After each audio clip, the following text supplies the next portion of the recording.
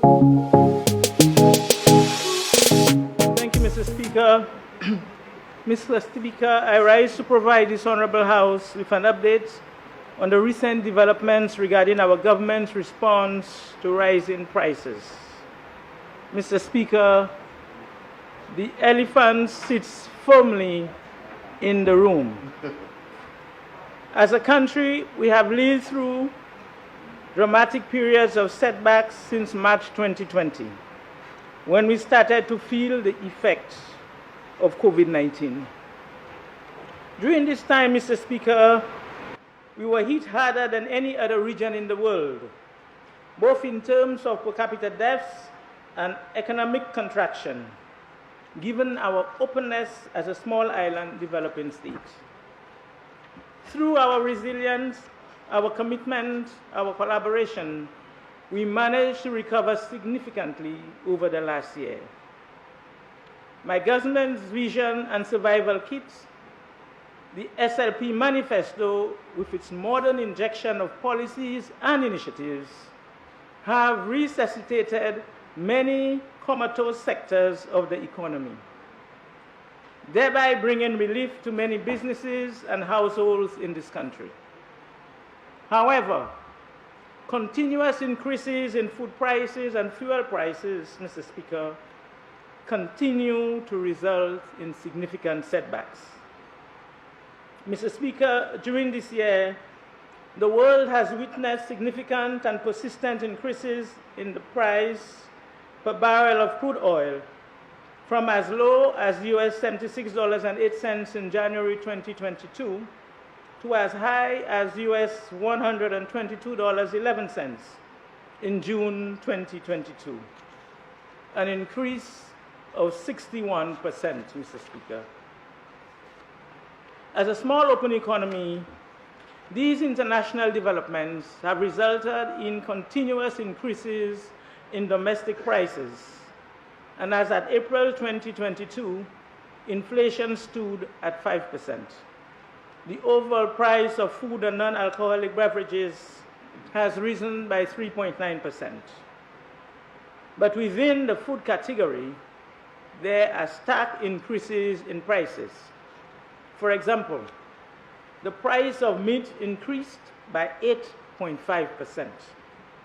Oils, butter, and margarine rose by 9.1%, while the price of fruits rose by 11.3%, Mr. Speaker. This persistent high inflation continues to exert significant pressures on household disposable income, especially on the poorest and most vulnerable households in the urban areas, which spend a large proportion of their total income on food and other basic commodities. They are feeling the total effect of these rising prices. Mr. Speaker, as a minister responsible for commerce, manufacturing, business development, cooperatives, and consumer affairs, it has been a challenge to deal with the myriad of requests from all angles. Households are crying for help. The baking sector, importers and distributors want help. Retailers, the manufacturers, just to name a few. The cry for help is like a flowing river, continuous and relentless. Mr. Speaker, managing these cries for help, especially when our government inherited a fiscal nightmare, has been nothing but challenging. But for the last year, we have been working with all parties to manage the situation. During the first 6 months in 2022, the value of tax revenue amounted to $518.5 million, compared to $568.5 million during January to June 2019, an outturn which is well below our pre-COVID performance by some $50 million. With this lower revenue, our government, capably led by our Prime Minister and Minister for Finance, has had to do the following. 1. Increase the subsidy on flour to bakers to avert an increase in the price of bread. 2. Maintain the price of bulk rice, flour, and sugar to the general public. 3. Increase the subsidy on cooking gas. And 4. For the first time, subsidize gasoline and diesel from July 4th this year, Mr. Speaker. Mr. Speaker, on the issue of subsidy in the area of flour, the purchase price of a bag of white flour, which is a 100-pound bag, up to June this year was $99. Mr. Speaker. And the new contract price as of the 23rd of June this year is now $144, Mr. Speaker. An increase of $45 for a bag of white flour. That is what this government has to pay. On the other side, the price for whole wheat flour moved from $124 at a 100-pound bag to $145, an increase of $21 per bag, Mr. Speaker.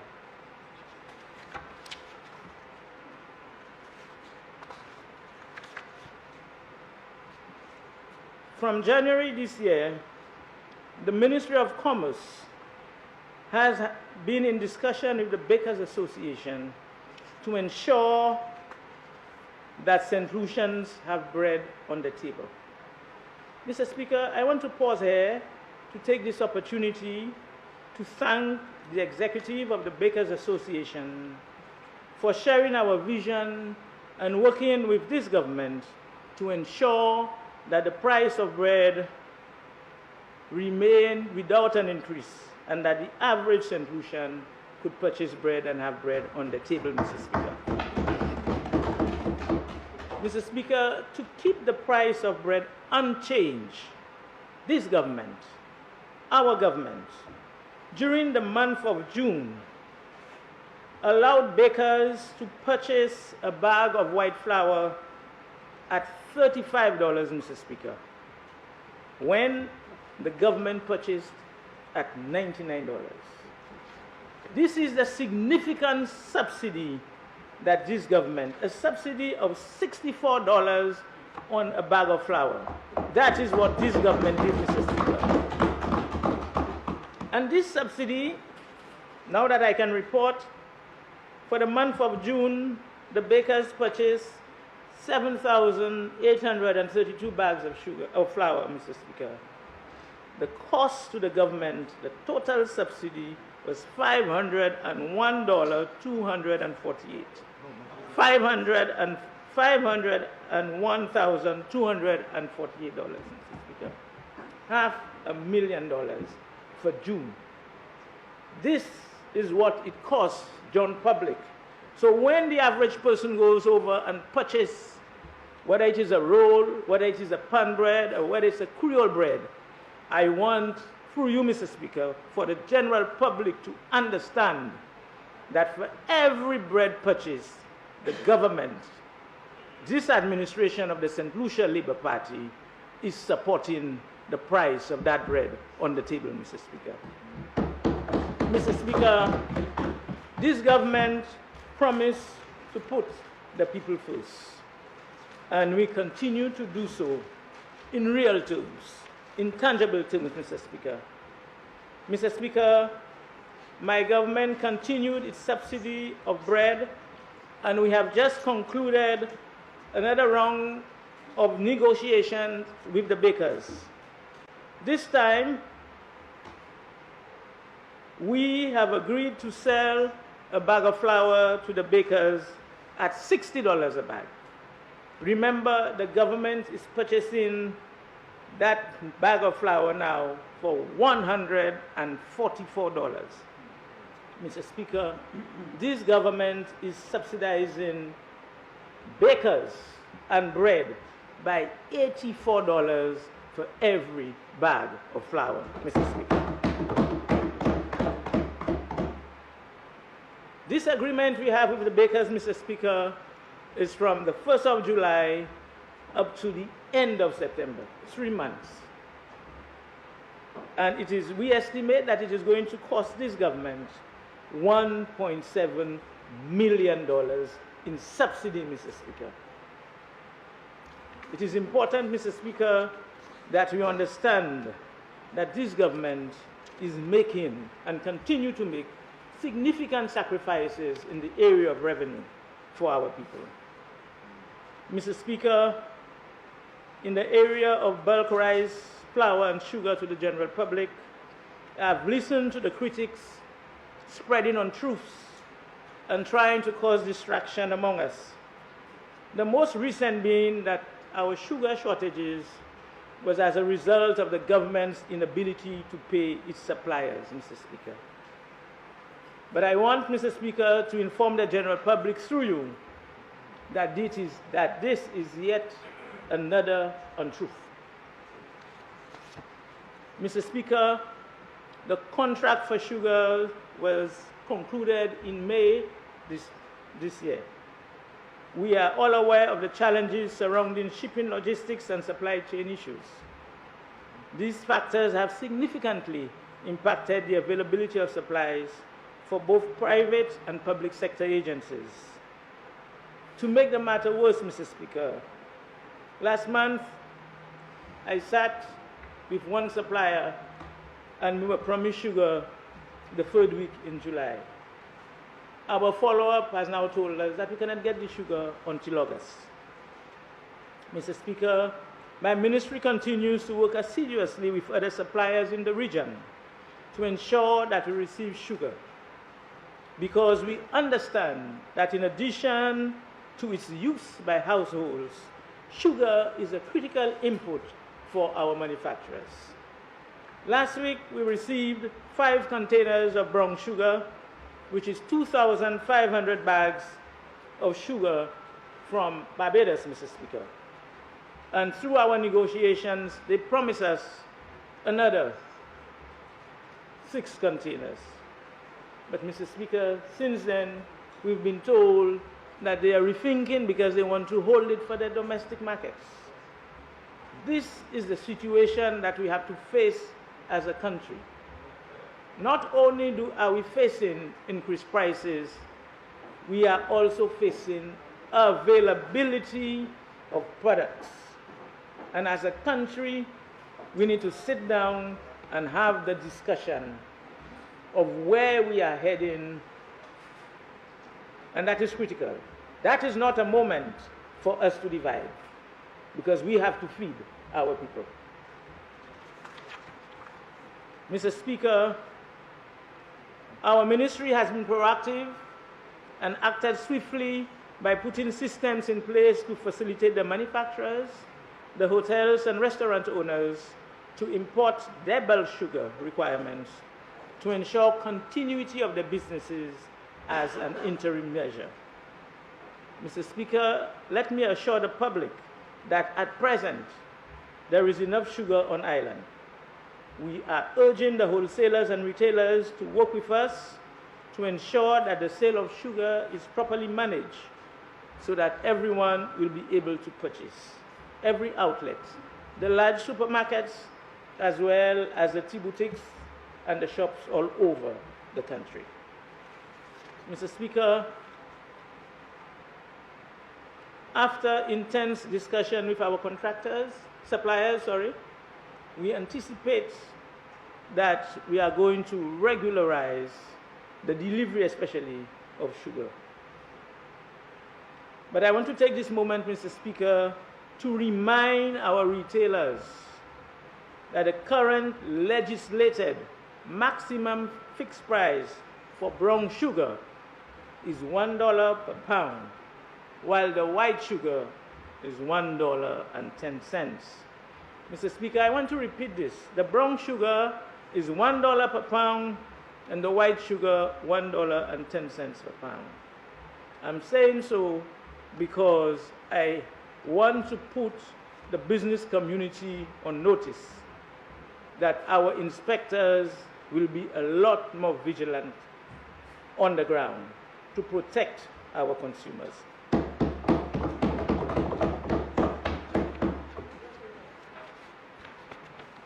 Mr. Speaker, the cost of a barrel of oil is 65.6% higher for the period January to June 2020 compared to the same period last year.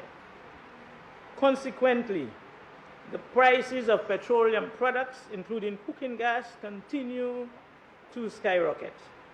But like we did for flour, this government has ensured that the cost of a cylinder of cooking gas remains at a minimum and is affordable by continually increasing the subsidy to ensure that every household can afford a cylinder of gas, Mr. Speaker. Mr. Speaker, the average price from January to June for a 20-pound cylinder was $38.53, while this cylinder cost the government $58.79, Mr. Speaker. Our government is subsidizing the 20-pound cylinder by $20.26, Mr. Speaker. Moi, je dis ça en créole. Chaque lait où aller à acheter un petit tangas, ça qui 20 livres là, ou qu'à payer à peu près 38, 39 dollars pour lui. Mais il a coûté au gouvernement presque 59 dollars, 59. Chaque lait où acheter un petit tangas, le gouvernement a payé plus passer 20 dollars par ou. C'est important pour ça. Parce que si le gouvernement n'a pas payé 20 dollars ça là-bas, ou qu'il paye presque 60 dollars pour yon ce petit tangas ça là. Mr. Speaker, all of this subsidy is being done to ensure that our single mothers, our civil servants, our teachers, our nurses, our policemen, our pensioners can purchase a cylinder of cooking gas to prepare their meals. This is what we meant by putting people first, Mr. Speaker. Mr. Speaker, this government, and I'm going to speak now on the price of diesel and gas in recent times, this government has kept the price of gasoline and diesel unchanged at $17.95 per imperial gallon for both products, despite the increase in the price of crude oil per barrel. By so doing, the government in this recent 3-week period is subsidizing every gallon of gasoline by $1 and every gallon of diesel by 3 cents. So right now, the government has no monies from taxes on petroleum products and has to pay $1 to Saul and Rubis for every gallon of gas consumed by the general public. Mr. Speaker, this is the government that the people elected. And this is the government that is putting the people of St. Lucia first. Mr. Speaker, inflation is far from abating, and all signals suggest that food and fuel prices will continue to escalate.